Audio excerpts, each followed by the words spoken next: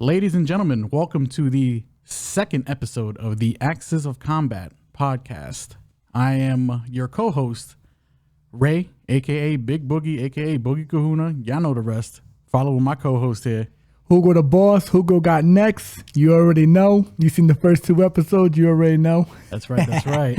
We got a couple things to talk about. You know, we got the recap. We got the Super Bowl. And we got today's card. Well, not today's card, but this weekend's card, which is horrid.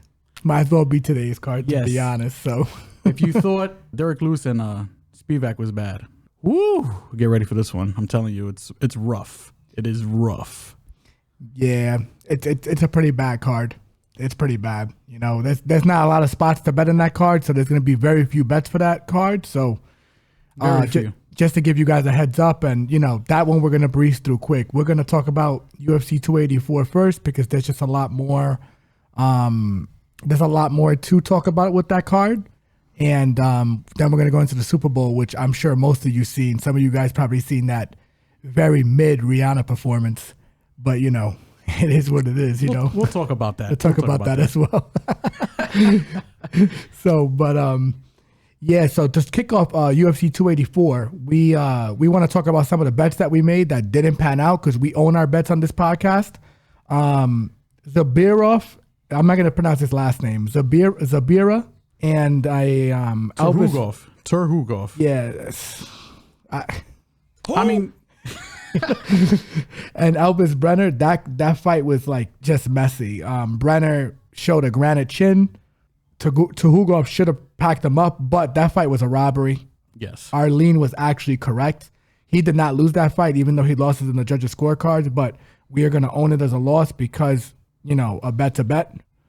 Anything you want to add to that fight? Tuhugov was not a 625 favorite. That's all I'm going to say about that one. That one, he did win. That was a very questionable decision that came Brenner's way, but yeah, I'd bad bet either way. I feel like. Who? Yeah. Going on to the next one, I didn't bet on this fight, but you did. Yes, I did. Builder, my dog. Dog of the night. Dog of the night came through, baby. Shane Young, mid. Builder, not mid. Did his thing. I was happy about that one. Yeah, and the next fight, Loma Luke Boomy came through for us after, you know, going through some terrible turbulence in the first round. Elise Reed actually had her in some trouble, and she came back and stopped her via submission, which nobody bet on, but I threw heavy money on her straight, even though she was like a minus 235 favorite, and, you know, rightfully so. It's just, there was too many variables in this fight, and Elise Reed is a habitual line stepper, and she just does not make trusted decisions in the octagon as expected.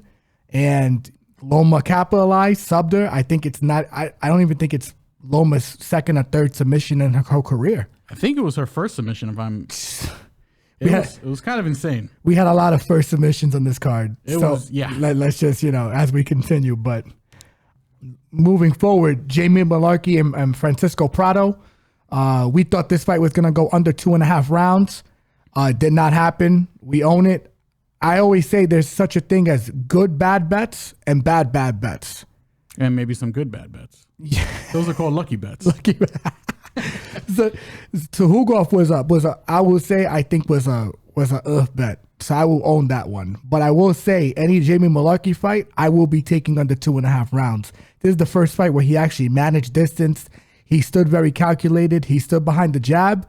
He felt Francisco's power early, and Francisco felt his power early, and they just decided not to engage each other, and it led to kind of a slow, clearly edged out decision win by Jamie Malarkey. But it's a bet that I would make again.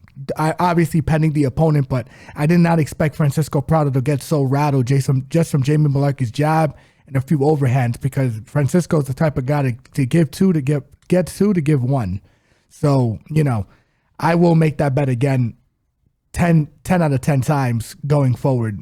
I agree. I think Malarkey fought a very smart fight. I think he fought that. If you had to say, I think that was probably his best fight so far. Best performance in the UFC. Technically, yeah. From a technical standpoint. I think he just didn't want to lose to Prado, so he made sure he didn't lose to Prado. So right. unfortunate for our picks, but it is what it is. So we're 2 for 1 cumulatively. Well, 2 for 2 cumulatively up on this card. So it's not too bad so far. Clayton Rodriguez, he starched Shannon Ross. There was no place to bet him, but he was our lean. Yep, nothing much to say there. He just ran right through him. Tyson Pedro, as we told you, you can refer back to episode, 1 of this podcast.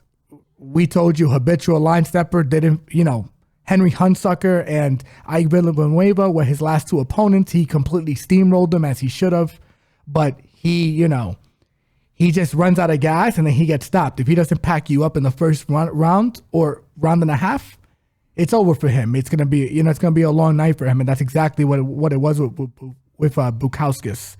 Bukauskas' cardio just held up as expected, as we spoke about in the last podcast, and he packed him up early. I agree. Bukauskas was able to drag him into the deep water, and he just drowned Pedro. Also, Pedro, did you hear about Pedro having explosive diarrhea post-fight? That's a little weird. It's a nice excuse. He had a whole bunch of excuses. It was pretty bad. It's pretty bad, man. He just don't got it. Explosive diarrhea. Yikes. Alonzo Menafield and Jimmy Crute, we got half right. Alonzo actually went to a draw, rightfully so, because he did grab the cage. But if he did not get that point deduction in the fight, he would have won the fight. So our dog pick there was right, besides obviously the point deduction. But regardless, we didn't put any money in that fight, so that's on record. Parker Porter, we did lose you guys money there, which Jesus Christ. Justin Taffa turned into who's the other guy named? Mark Hunt. He turned into Mark Hunt. Post fight, he said, "If you reach, I teach." I teach. He cleaned out Porter. Oh my God! Turned Porter into a porterhouse. You feel me? So it was bad, man. And Parker. Listen, I still think if I had to make that pick again, I'd probably make that pick again.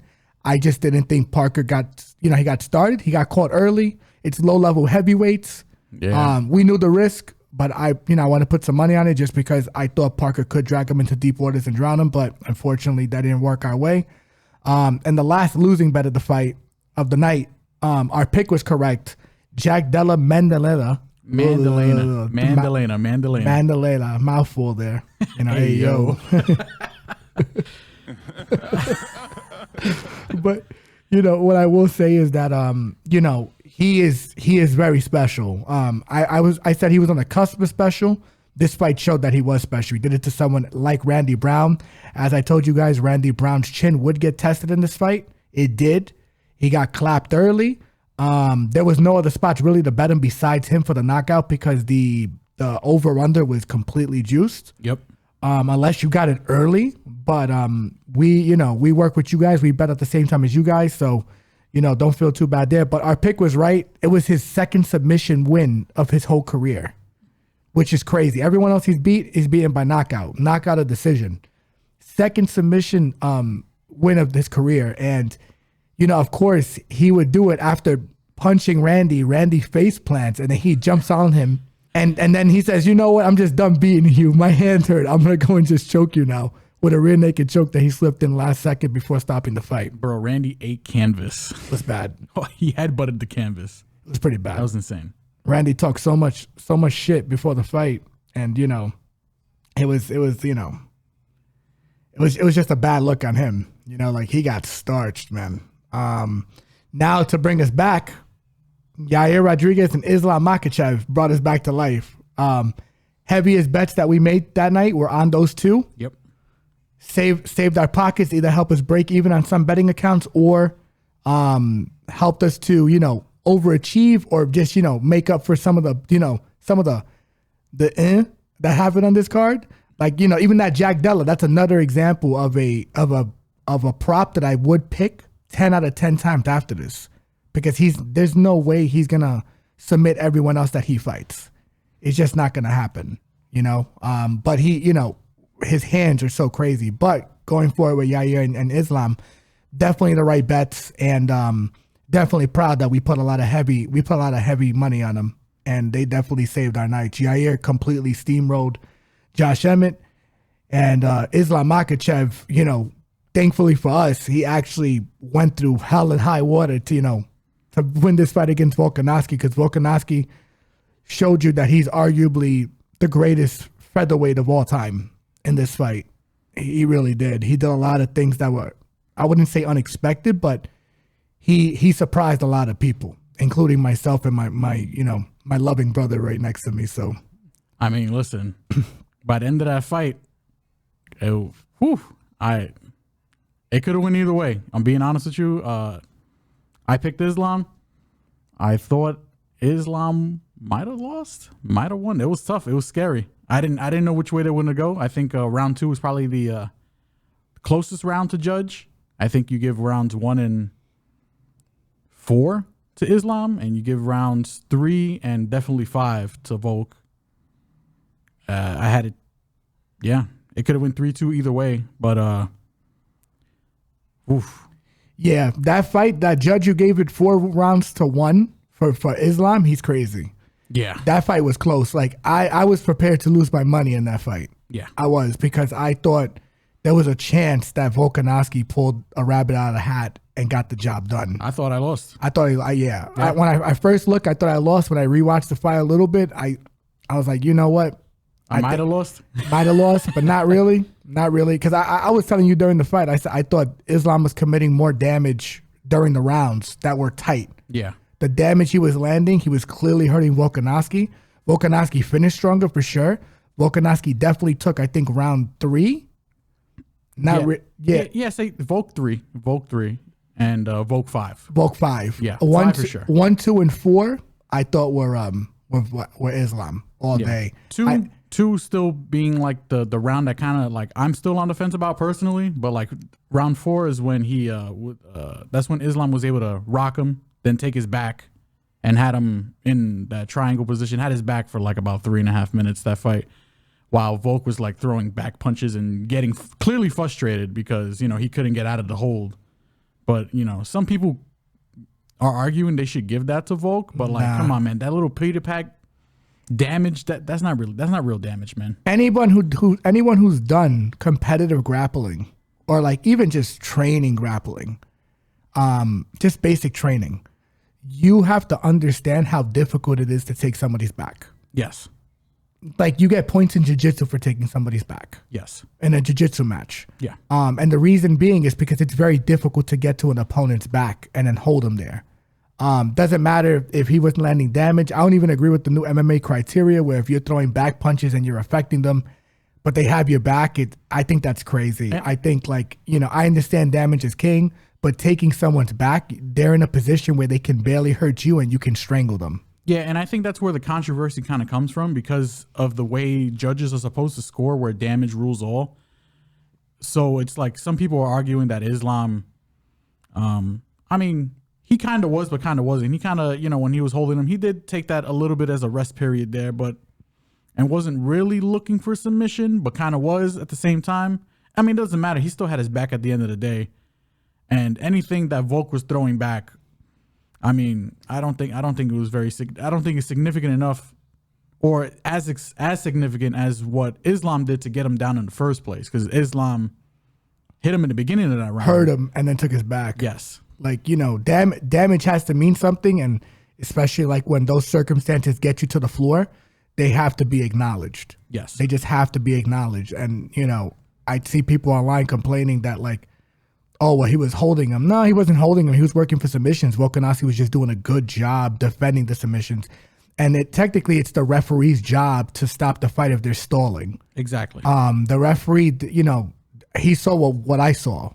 And what I saw was Islam was actively attacking the back, actively just trying to get Volk in positions where he was uncomfortable, but Volk did a good job of not allowing him to get to those positions where he was comfortable. He did a lot of good things, fighting the hands, keeping his base low, using defense as a friend. Islam, I never seen Islam struggle that much to get someone to the floor. Yes. It was pretty remarkable performance from Volk.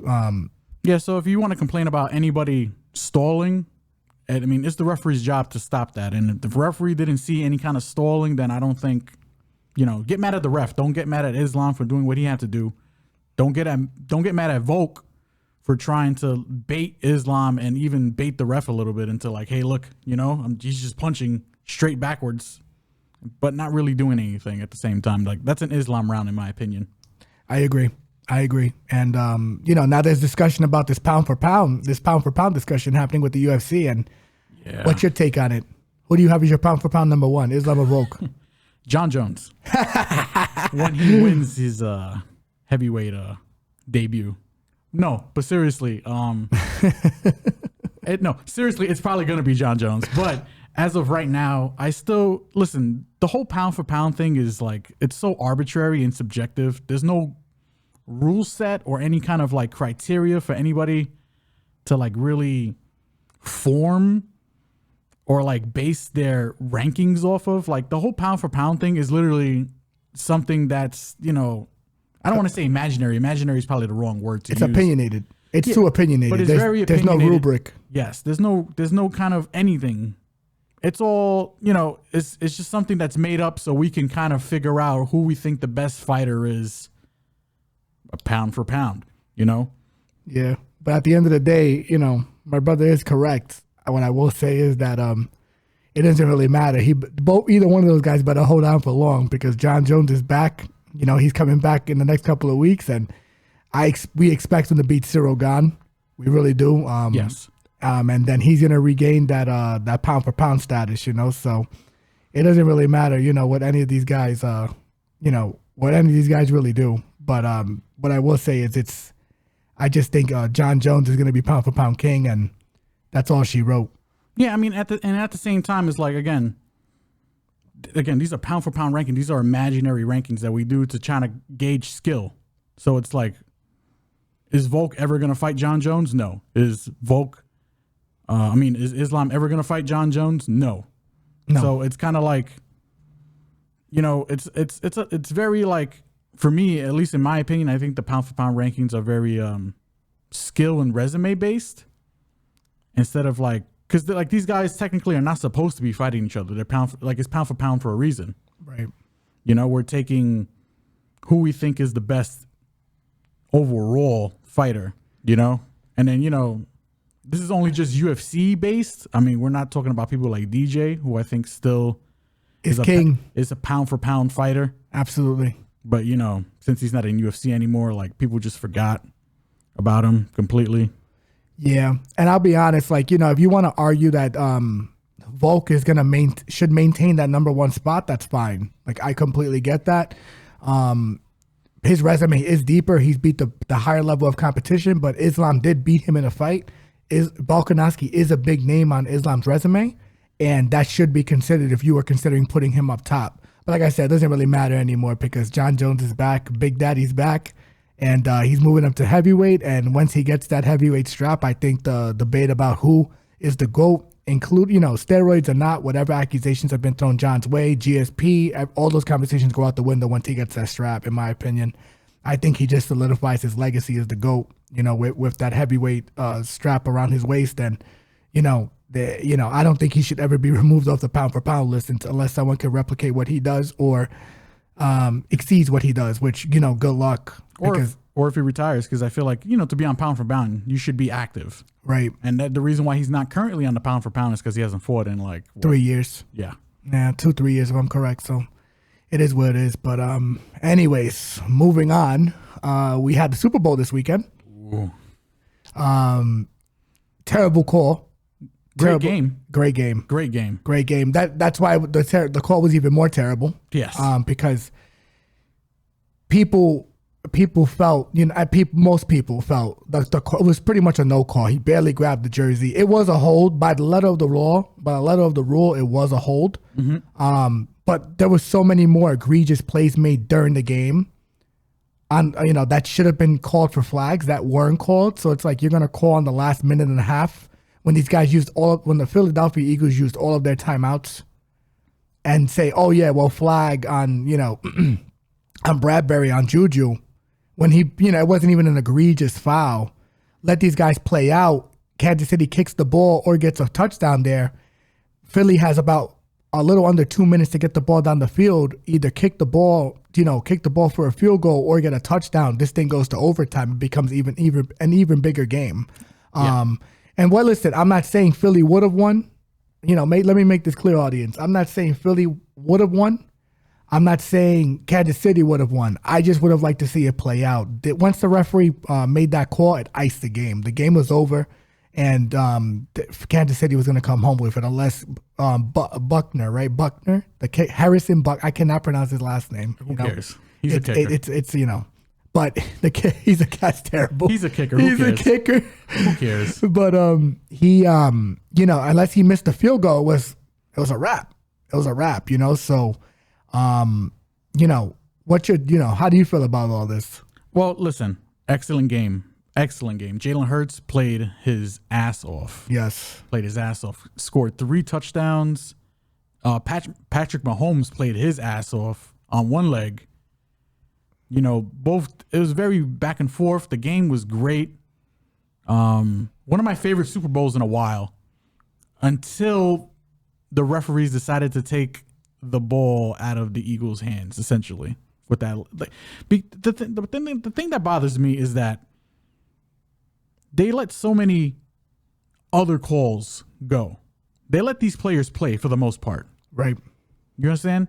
They let them play, and there was way more egregious calls, particularly on Juju. I think it was like around second quarter. Second quarter. He was getting held OD. And he was visibly frustrated from being held. But they let so many calls go. And to make a call by the letter of the law, but a letter of the NFL rules, it's not like they weren't correct. They were correct in making that call. The problem is that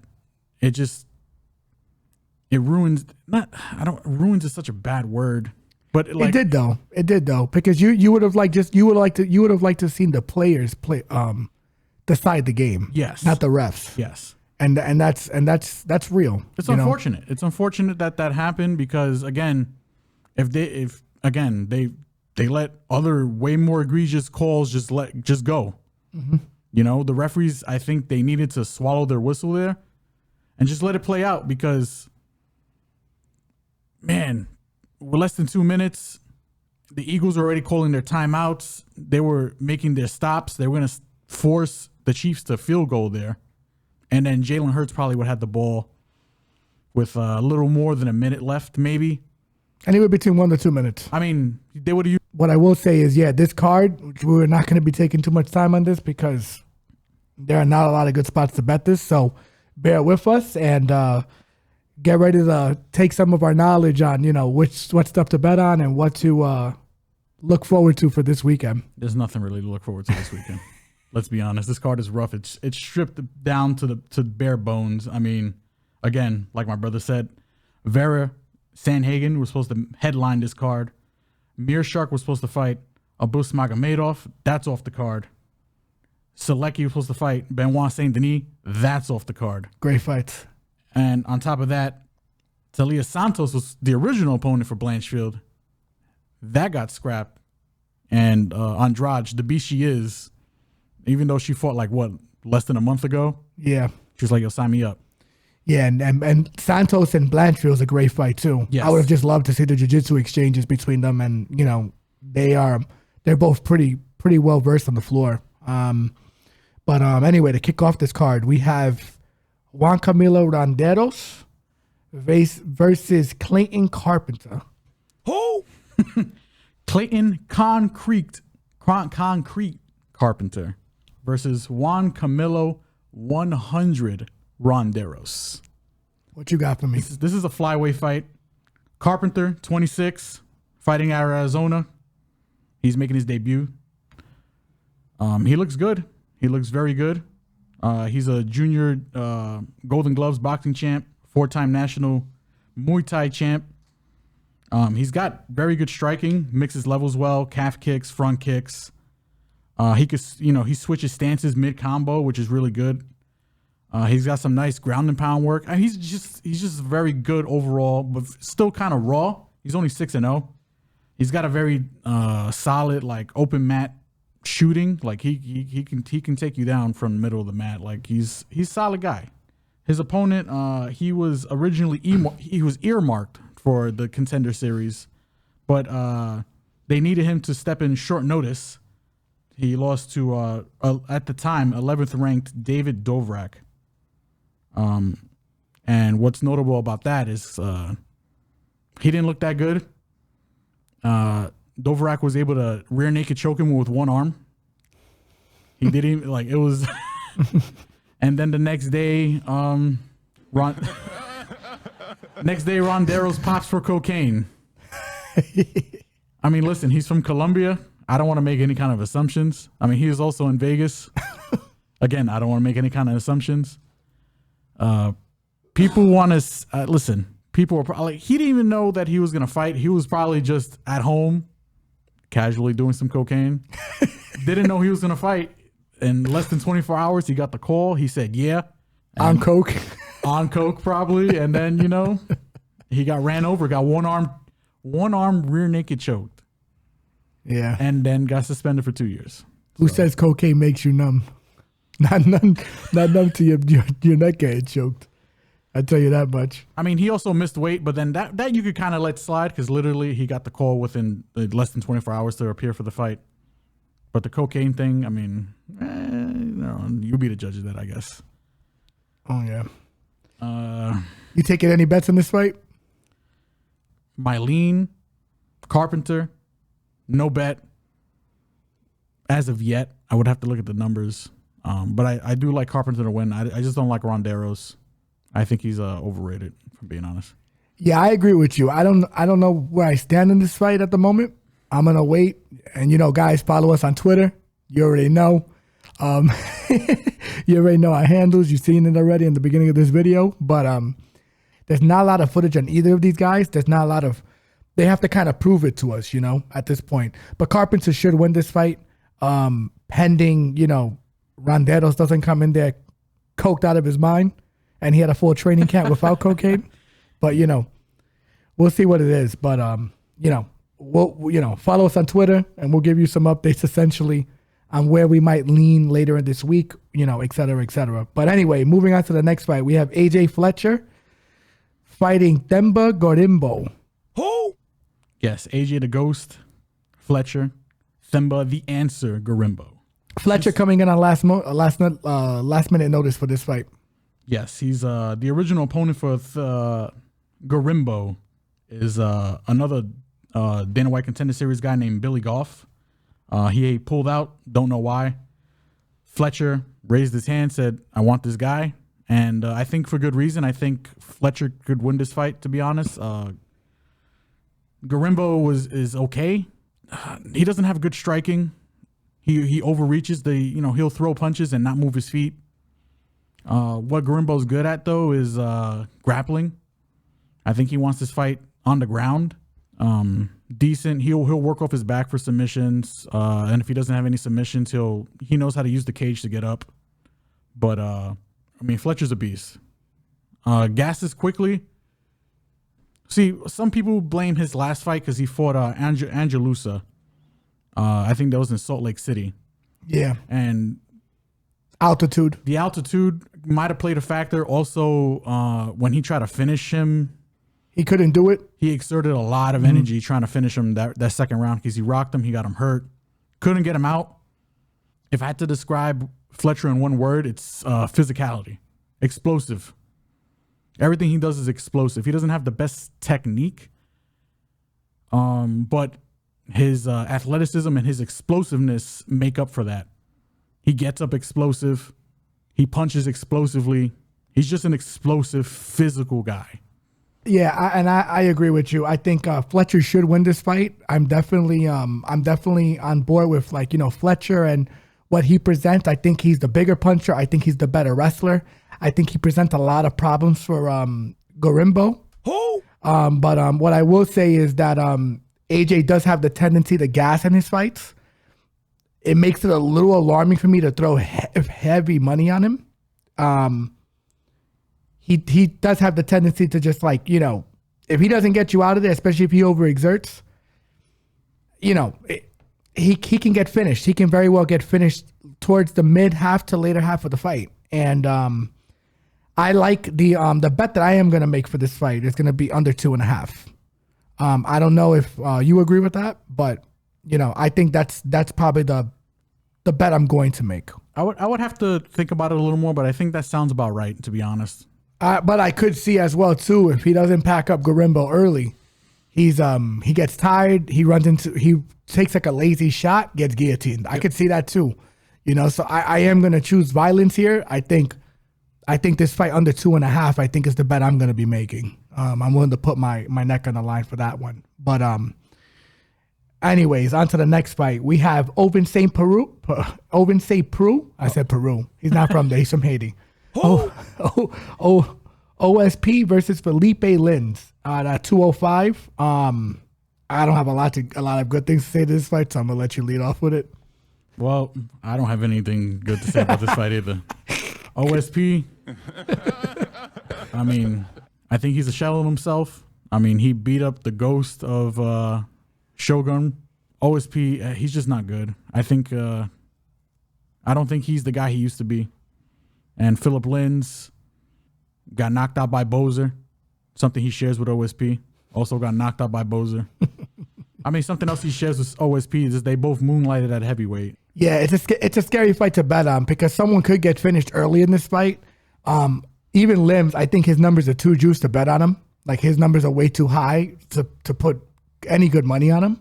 I also think that that these guys can either do two things. They can murk each other within the first 2 minutes, or they can fight a nice, safe fight and move around their feet, not really put out too much volume. Lins does put out a lot more volume than OSP, but I just don't see, but let's put it this way, guys, cut all this out. There's a thing. You go to your settings on your betting apps. There's a help center. In that help center, there's a phone number. You call that phone number and you say, I need help if you bet this fight. This is like straight up like 1-800-GAMBLERS. Listen, if you don't want to call 1-800-GAMBLERS, the next best thing is just when this fight starts, you log out. You close your betting app. You turn off your phone and you throw your phone across the room until this fight is over. And then maybe you pick your phone back up and maybe you log back in. Do not bet on this fight. If I had to pick, I think Lins maybe wins. Only because I think he has faster hands. I don't know. This fight is rough. It's terrible. It's terrible. Don't bet on it. Who cares about this fight? Let's move on. Yeah. Next, we got Jamall Emmers versus Khusein Askhabov. Who? Askhabov. Who? Stop it.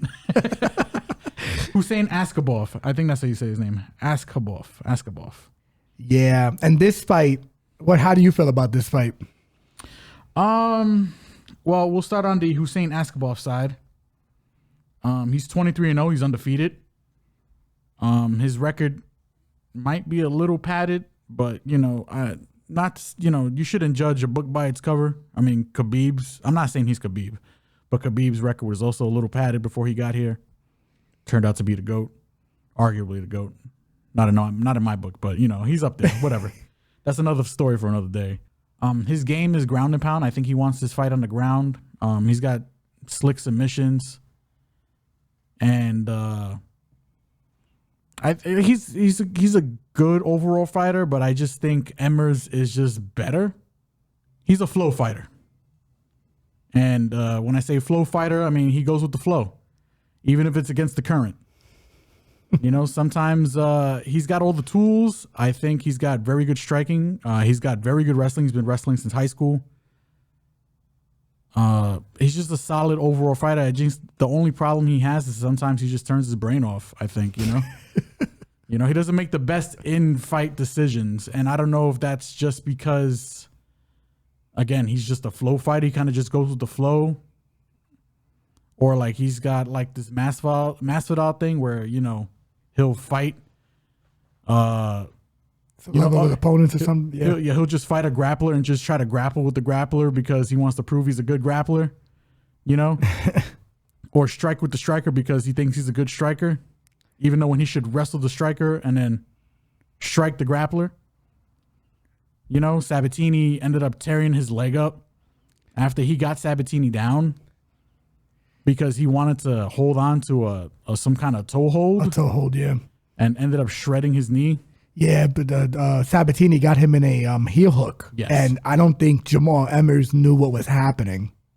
He looked lost. He was holding on to the toe hold. But if you have ever rolled with an experienced grappler before and you try to get them in a toe hold, they don't tap to that stuff. No. They don't. They're so conditioned to that pain.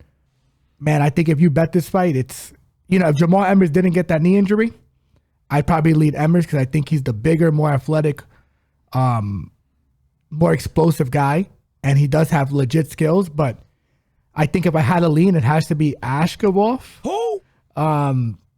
But like I said, please, I'm begging you guys as the viewers, don't bet this fight. Besides that, I mean, there's nothing else to say about this, to be honest.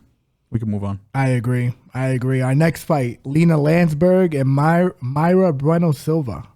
Bueno. Bueno. Everything is no bueno in this fight for betting. I will tell you that much. I think, low-level women's MMA, Lina Länsberg's 40 years old. I mean, Mayra should win this fight.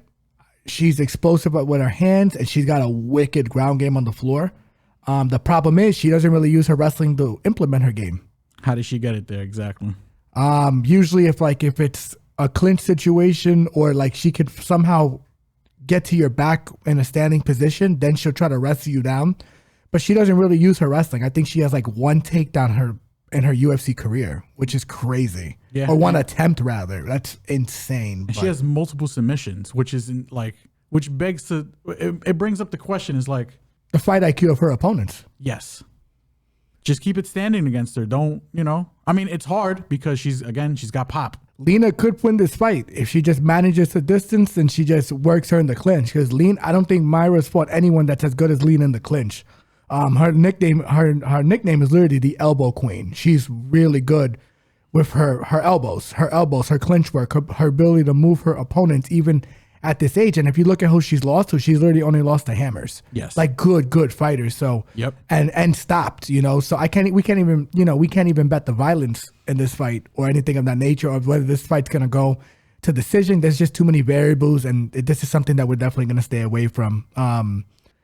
You can't lay juice on people with bad fight IQ, especially at minus 400. So, I think there's a fight that we should definitely move on from. I agree. So, but now moving on to, I think this is the main card, correct? Nope, this is the prelim main event. Oh, okay. So it's Nazim Sadykhov versus Evan Elder. Who?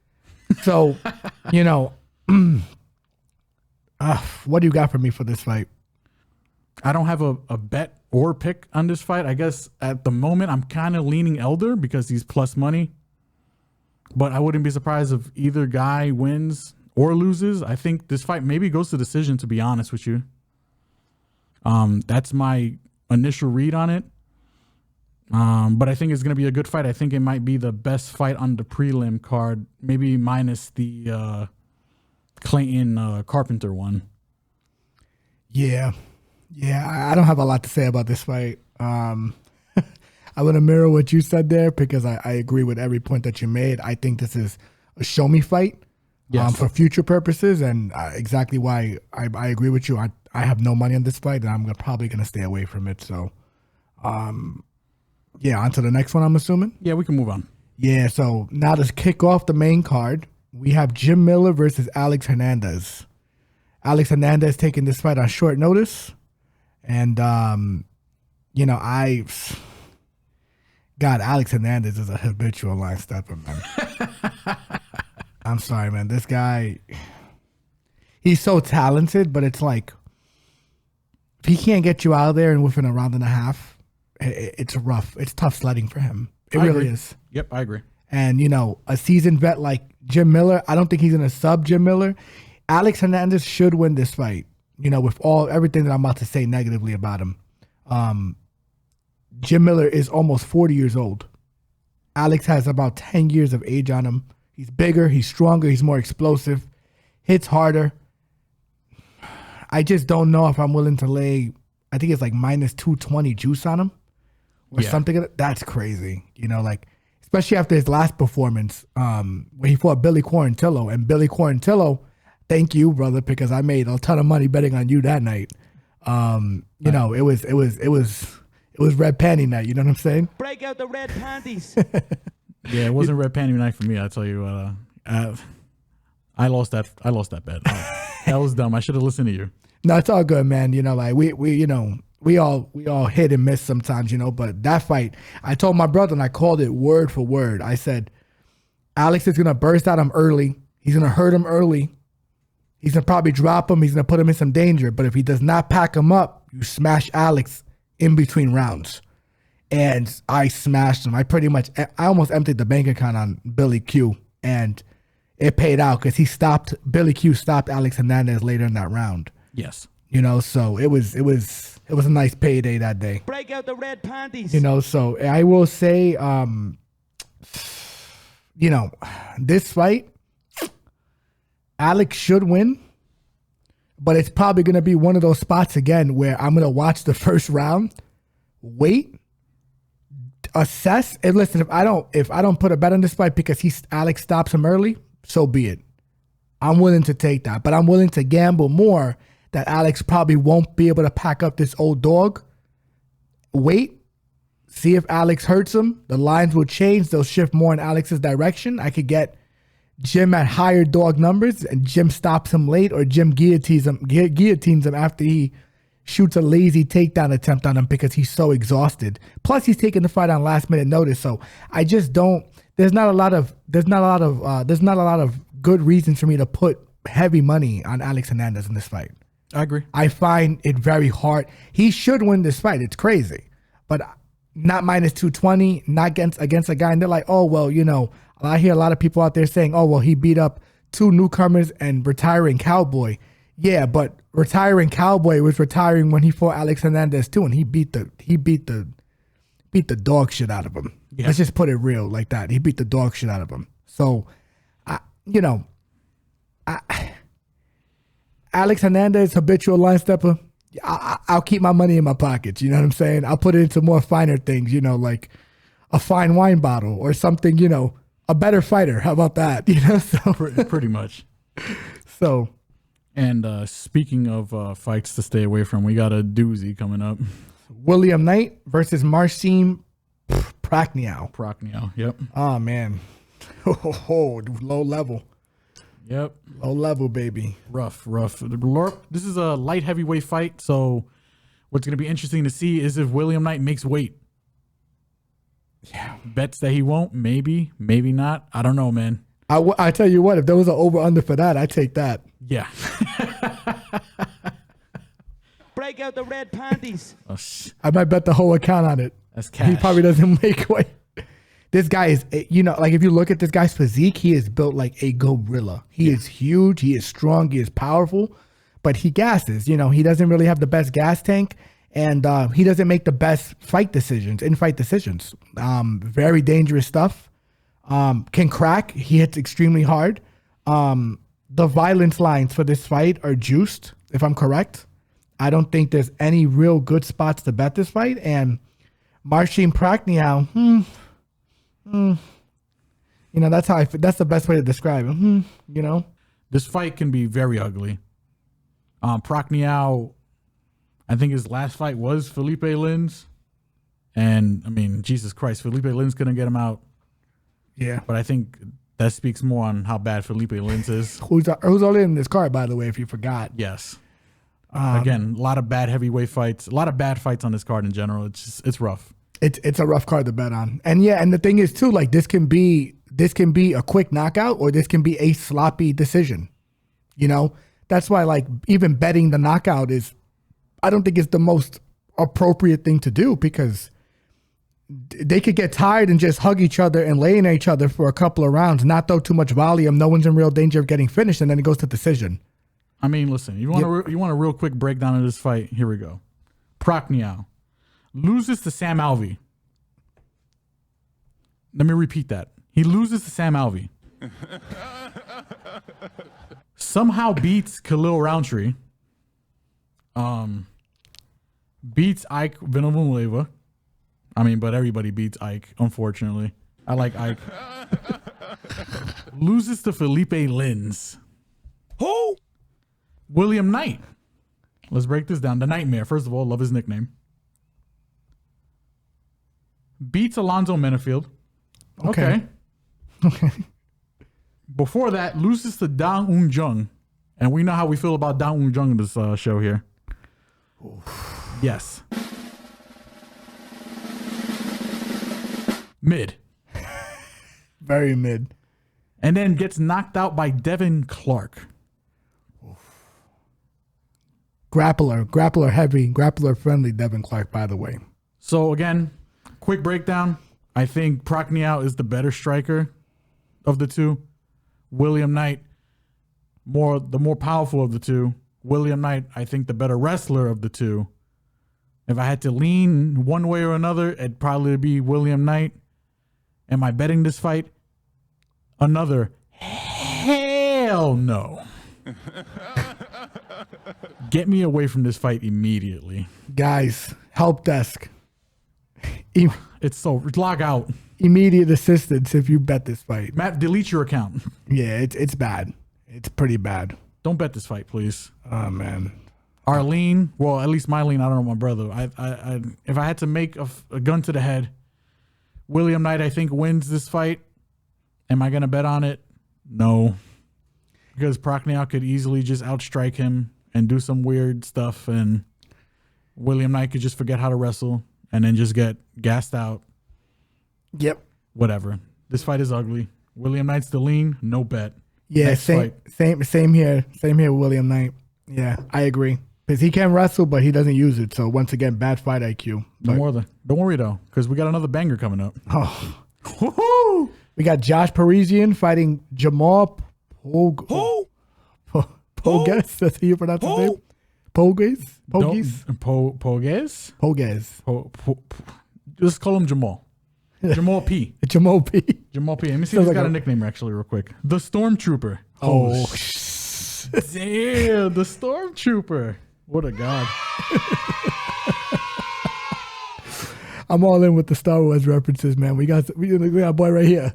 The Stormtrooper right here. The Stormtrooper helmet, Darth Vader. You feel me? He's the guy.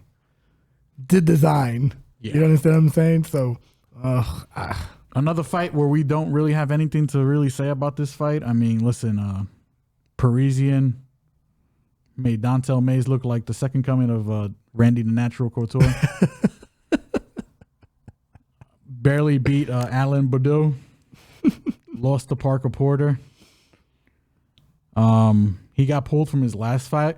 And he got pulled from his last fight against Chase Sherman because he had some kind of cardio issues. Like right. He had like I don't want to say he had like a cardiac attack, but like it was a cardiovascular issue. Yeah, he had some severe issues where he had to pull out of that fight, and then his opponent here, Jamall, the Stormtrooper, Pogues, 9-3, making his debut.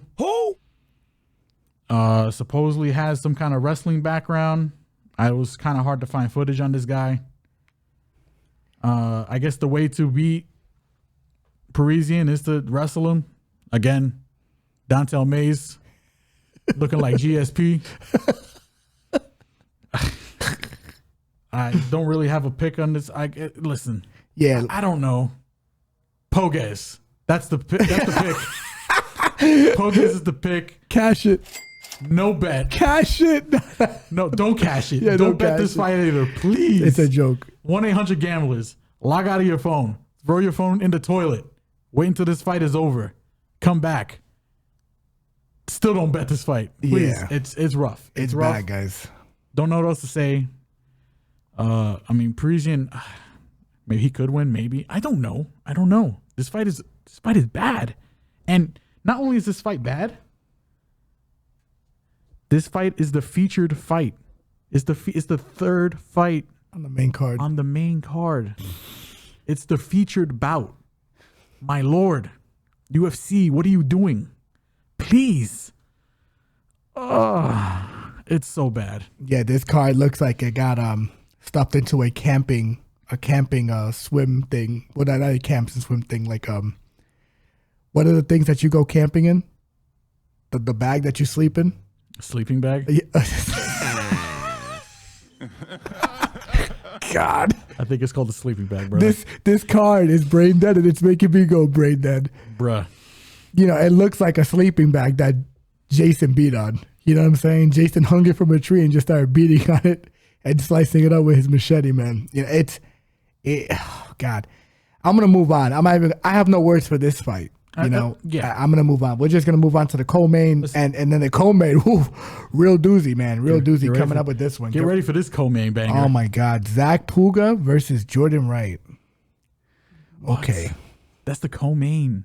The co-main. A guy who just got starched his last fight versus a guy who, you know, his nickname's the Beverly Hills Ninja. Dog. Ay. Oh my goodness. What do you got for me for this fight, man? Okay. You want the real? Zach Pauga. That's it. I think that's my pick. I don't know.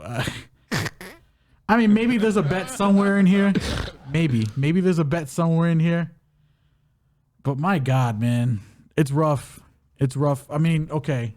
To get a little serious. No money on that fight, by the way. No money. No bet. Just This is lean. Yeah. Lean. It's not even a lean. We're just like, this is just who I think might win the fight.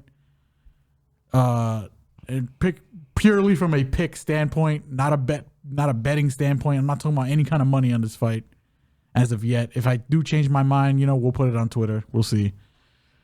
Pauga trains with, you know, wrestlers, trains particularly with Curtis Blades. Mm-hmm. Was winning the Mohammed Usman fight until he wasn't, but he wasn't fighting at like his natural weight, like light heavyweight is his weight class, and he did the Ultimate Fighter as a heavyweight, made it to the final. Again, was winning the fight until he wasn't. This is a better weight class for him. He's coming down. Jordan Wright is moving up from 85. Yep. From 185. So Beverly Hills Ninja, man. I mean, listen, Beverly Hills Ninja could do some ninja stuff. He's got like 6 minutes of cardio, and then before it all goes downhill. And I think I think Pauga's a smart fighter. I think he could withstand the ninja barrage from coming from Beverly Hills over here. And maybe win the fight. I don't know. Yeah. The lean's definitely Zach Pauga. I think he has better distance management. I think he, you know, keeps himself out of trouble. You know, a lot more than Jordan Wright does. Yeah, he lost to Muhammad Usman, but Muhammad Usman is a giant man in a weight class that he probably shouldn't have been fighting in, to be quite frank. Just to lead off, you know, my brother here, he's correct in everything that he said. And yeah, I would say Zach Puga is the lean here, but you know, for this to be as a co-main on a main card, oh God. Would I be surprised if Jordan Wright did some ninja stuff and just blitzed them and knocked them out? Sure. Yeah, sure. Okay, I wouldn't be that surprised, to be honest. Would I be surprised if he gassed out and Zach Pauga decided to, you know, just lean on him and, you know, either eke out is eke a word? Yeah. Ick. I don't know, whatever. Get a decision. Or maybe even knock him out. Possibly. Either way, staying away from this fight. Yeah. Yeah, this is a tough one. Stay away from now. I don't think it's as bad as like the Parisian Pogues fight or even the William Knight Prachnio fight or even the OSP Lin's fight. You can just notice all the bad fights I'm naming. This card is rough. But yeah, and I agree. And it's not as bad, but the problem is these guys are both in kind of a prove it spot. I think Jordan Wright is like 1-4 in his last, you know, 5 or something like that, or 1-3. He's on a bad losing streak, if I'm correct. Am I bugging? No, he is. I'll tell you right now exactly. Yeah. He's yeah, that's the thing. He's on a bad losing streak. Puga is moving down in weight. Jordan's coming up in weight. I just think that there's too many variables in this fight for me to feel comfortable putting my hard-earned money on it.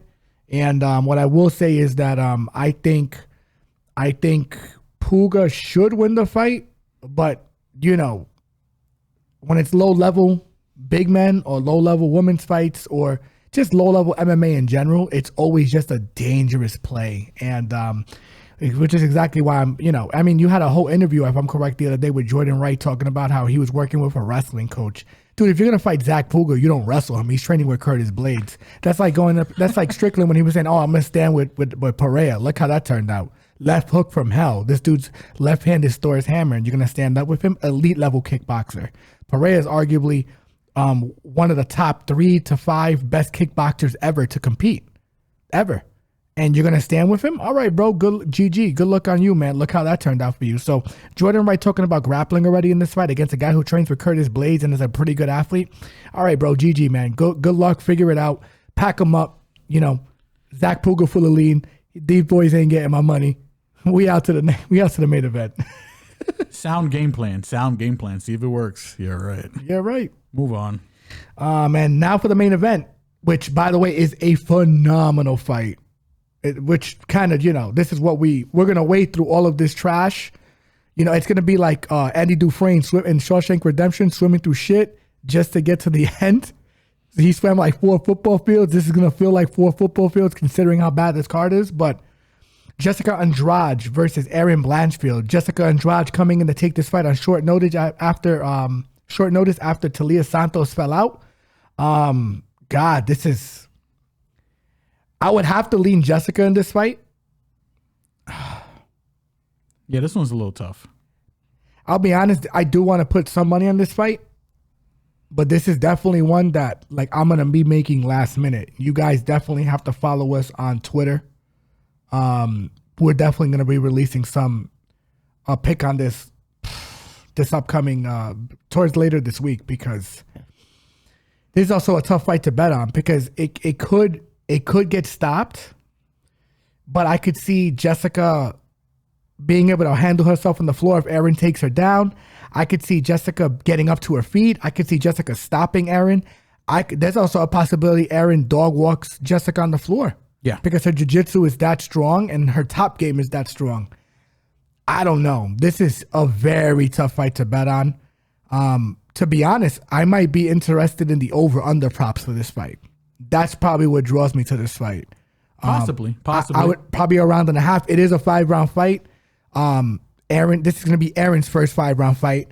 The problem is, I don't know if she's going to be able to deal with Jessica's pressure for a round and a half. Yeah. That's the thing. Jessica's pressure just breaks people. Yeah. And she is just a tank of a woman. So it's a tough fight to bet on. I feel like I want to bet on this fight, but I definitely am not going to give you a pick right now, because even I'm still trying to find places to give you guys an assured pick for this fight, or an assured bet. If I had to lean gun to the head right now, I'm going to say Jessica's going to win this fight. But I'm not a bet. I'm going to find a prop for us to bet on. Like I said, I think you guys are going to follow us on Twitter, and then we'll drop some stuff for you guys and let you guys know more or less like where we're going to find our spots on this for this fight. But unlike the rest of the fights, this is a phenomenal fight. Yes. It is. It's a great fight. It's a great fight. We're going to learn a lot about Erin Blanchfield in this fight, which is another reason why it's very scary to bet on. Yeah. I mean, at the end of the day, Jessica, she's a badass woman, boy. And I feel like she's as experienced as she is, and as long as she's been in the game, I feel like she's getting better. I mean, I wouldn't look too deep into her last fight where she kind of just dog walked Lauren Murphy. Yeah, poor Lauren, man. That fight should have been stopped earlier too, man. And so you don't look too deep into that fight the same way you don't look too deep into Erin Blanchfield's last fight against Molly McCann, because she dog walked Molly too. Bad. I think this fight literally comes down to one question: how good is Erin Blanchfield's wrestling? I agree 100%. So. And honestly, listen, I just want the viewers to look into this camera right here. Listen very closely to us when we tell you guys not to bet this card. Help desk, please get all the assistance you need. Even DM one of us if you have to. If you have to DM one of us, DM the AOK, the AOK Instagram, the AOK Twitter, or if you want to reach out to one of us directly, that's cool too. We will console you through these times. Do not bet on this fight. Do not bet on this card. This card is rough in a lot more ways than none. You know, even some of the picks that we feel strong about, we're skeptical about putting money on it. And you know why? Because there's a lot of prove-it fights on this card. A lot of it. Yeah. Whether it's newcomers or people that are just habitual line steppers or people that just have poor fight IQ or people that there's, you know, fights that there's just too much volatility in the fights. You're hitting all the check marks, brother. Got to stay away from this fight. Got to stay away from these fights. Sorry, in plural. Yeah. Stay away from this card. You know, 1-800-GAMBLERS. You do what you got to do.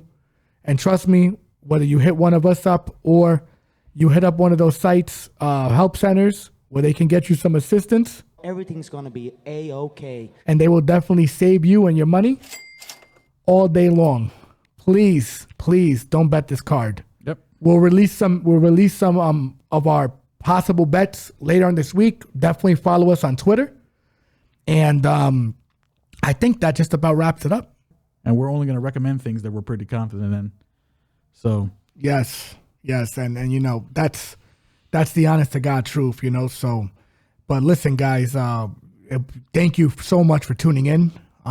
Please be sure to follow us on all of our social media platforms, Twitter, Instagram, Facebook, and TikTok. And for you YouTube viewers, please like, subscribe, comment, hit the notification bell. And for all of our listeners who don't like videos but will listen to audio, Spotify, Apple, and Google. Yes. All right. Peace. We'll holla at you guys. Save your money. Everything's gonna be A-OK. A-OK all day, baby. You already know. Access of Combat. Thank you for tuning in.